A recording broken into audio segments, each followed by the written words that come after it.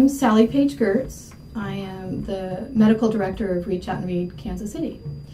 So I want to talk a little bit about why Reach Out and Read is so important to the vulnerable kids in our communities. You've heard perhaps about the 30 million word gap, and what that means is that children in impoverished environments over the first 3 years of life hear on average 30 million words fewer than children who grow in advantaged circumstances.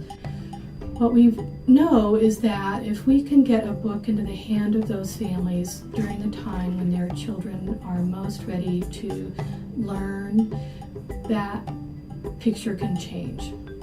So we begin giving books to children at their first visit when they're about 3 days old, and we talk to families about sharing a book with that brand new baby, because we know that the sensitive period for learning, the tuning up the brain, if you will, to recognize the sounds and to be able to say the sounds for communicating later, are peaking at around one age and beginning at birth.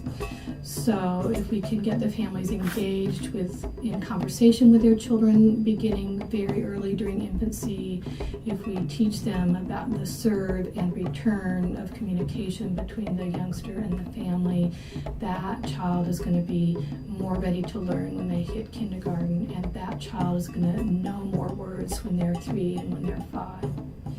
We look at sensitive periods related to language, related to communication, related to emotional development, and all of those are peaking from birth to about age 2.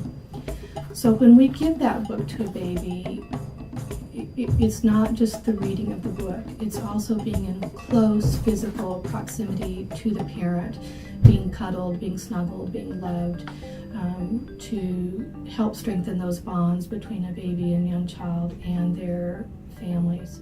So that is why the work of Reach Out and Read is so important. It is beyond giving a new book to a baby or a 4 or a 5-year-old. It is work that is potentially transformative for that child and that family.